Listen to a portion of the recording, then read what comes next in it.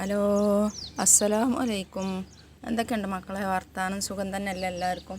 നമുക്കിവിടെ സുഖമാണ്, അൽഹംദുലില്ലാ. നമ്മൾ കുറച്ച് ഇഡ്ഡലിൻ്റെ മാവുണ്ട് ബാക്കി, അപ്പോൾ അതും കൊണ്ട് വെള്ളപ്പം ചൂടാന്ന് കരുതിങ്ങാണ്ട് എടുത്ത് വെച്ചതാണ് കേട്ടോ. അപ്പോൾ അതാ അതിക്ക് കുറച്ച് ചോറ് അങ്ങോട്ട് എടുത്തുങ്ങാണ്ട് അരക്കട്ടെ.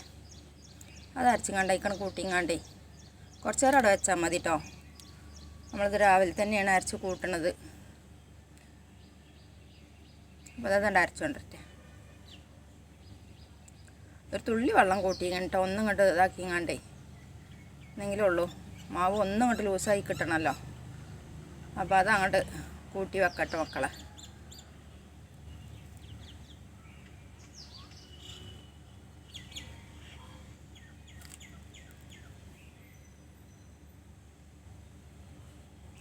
ഞാൻ നല്ലോണം അങ്ങോട്ട് ഇളക്കിങ്ങാണ്ടേ ആ മിക്സി ഒന്ന് കഴുകി പറഞ്ഞങ്ങാണ്ട് എന്നിട്ട് ഇളക്കിങ്ങാണ്ട് മൂടി വെക്കുക. അയക്കുന്നത്ത കറി എന്നറിയാം നമ്മളെ നാട്ടിലത്തെ മാതിരി ചെറുപയറോ അല്ലെങ്കിൽ ചിക്കൻ കറിയൊന്നും അല്ല കേട്ടോ മക്കളെ. ഒരു തേങ്ങ പാല് പിയ്യാണ്. ഇതാ തേങ്ങ ഇവിടെ അരച്ചു കൊണ്ടുവന്ന് വെച്ചിക്കണ്. അത് നമ്മൾ പൊടി തരിച്ചിന് ചല്ലടിക്കാണ് അങ്ങോട്ട് അരിച്ചെടുക്കണത് കേട്ടോ. അപ്പോൾ തേങ്ങാപ്പാലും വെള്ളപ്പവും ചുട്ട് വെക്കോണ്ടേ. ഞാൻ ഇവിടെ വന്നിട്ടാണ് എനിക്ക് തേങ്ങാപ്പാലും വെള്ളപ്പൊക്കെ അറിയണത്. അതേപോലെ ഇടിയപ്പത്തേക്കും തേങ്ങാപ്പാൽ ടേസ്റ്റാണ്. നിങ്ങളൊക്കെ ഒന്ന് ഉണ്ടാക്കി വെക്കോണ്ടി. എളുപ്പമാണ്. കറി ഉണ്ടാക്കി കൊണ്ട് നിൽക്കണേലേറെ എളുപ്പമാണ്. പെട്ടെന്നൊക്കെ വേണമെന്നുണ്ടെങ്കിൽ വേഗം തേങ്ങ പൊട്ടിച്ചിങ്ങാണ്ടേ അതാണ് കുത്തി അടച്ചിങ്ങാണ്ട് അവിടെ അരച്ച സംഭവം റെഡിയായി. പഞ്ചസാര ഇട്ടുങ്ങാണ്ട് ഇളക്കുകയാണ്.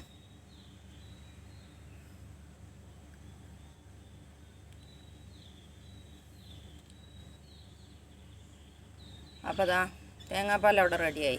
ഇനി അപ്പം ചുട്ടാൽ മതി. അപ്പം നമ്മൾ വെള്ളപ്പത്തിൻ്റെ ചട്ടിയൊന്നും ഇല്ല കേട്ടോ നമ്മളടുത്ത്. ഇതൊരു പുതിയ പാനുള്ളതാണ്. അപ്പോൾ അതിലാണ് ചൂടട്ടെ. നല്ലോണം നന്നാവും ചെയ്യും കേട്ടോ.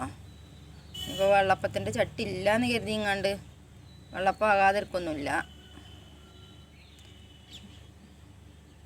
ഇതാ നല്ല ഓട്ടോട്ടയായിട്ടേ നല്ല സൂപ്പറായിട്ട് വരും. വെള്ളപ്പത്തിനായിട്ട് അരക്കേണ്ട ആവശ്യമൊന്നുമില്ല. നമ്മളിങ്ങനെ തന്നെ കാട്ടൽ എപ്പോഴും. കാരണം ഗ്രൈൻഡറിൽ മാവാട്ടുമ്പോഴേ കുറേ മാവുണ്ടാവും.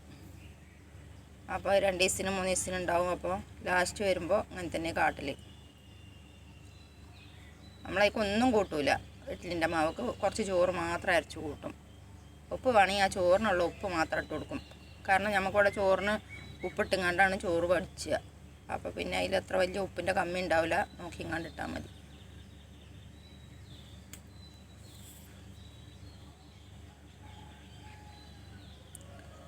അപ്പോൾ കണ്ട് നോക്കാം നിങ്ങൾ, നല്ല സൂപ്പറായിട്ട് വരുന്നുണ്ട്. എണ്ണയൊന്നും ആക്കണ്ട കേട്ടോ. പുതിയ ചട്ടിയാണ്.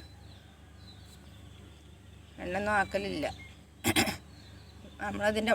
ഇതിൻ്റെ മുന്നേ ചുട്ടീനത് ദോശച്ചട്ടി തന്നെയാണ്.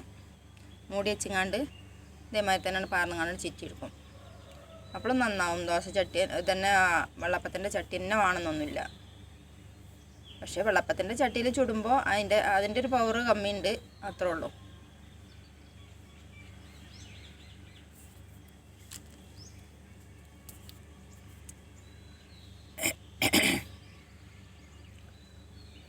അപ്പോൾ ഇതാ മക്കളെ, എന്നും പറയണ മാതിരി തന്നെ എല്ലാവരും ലൈക്ക് ചെയ്യുക, ഷെയർ ചെയ്യുക, കമൻറ്റ് ചെയ്യുക. എന്ത് അഭിപ്രായമാണെങ്കിലും കമൻറ്റ് ചെയ്യുക.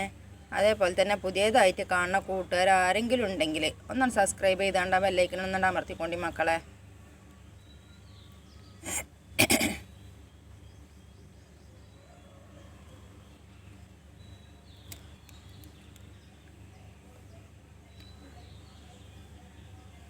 അപ്പോൾ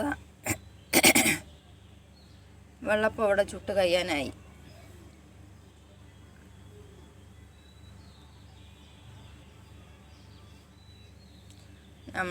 നമ്മളെ വീട്ടിലൊക്കെ കറി തന്നെ വേണം കേട്ടോ. ഇനിയിപ്പോൾ എന്ത് തന്നെ ആണെങ്കിലും. അല്ലെങ്കിൽ ചിക്കൻ കറി വേണം, അല്ലാന്നുണ്ടെങ്കിൽ കുറുമ എന്തെങ്കിലും വേണം, എന്നെങ്കിലേ പറ്റുള്ളൂ. പക്ഷേ അങ്ങനത്തെ ആൾക്കാർക്കൊക്കെ പറ്റും. തേങ്ങാപ്പാലുണ്ടെന്നുണ്ടെങ്കിൽ സൂപ്പറാണ്, നല്ല ടേസ്റ്റാണ് കേട്ടോ. അപ്പോൾ അതാ ചുട്ട് കഴിഞ്ഞുകൊള്ളു. അപ്പോൾ ഇന്നത്തെ വീഡിയോ ഇത്രയൊക്കെ തന്നെ ഉള്ളൂ മക്കളെ. എല്ലാവരും ലൈക്ക് ചെയ്യുക, ഷെയർ ചെയ്യുക, കമൻറ്റ് ചെയ്യുക. അപ്പോൾ എല്ലാവർക്കും അസ്സലാമു അലൈക്കും.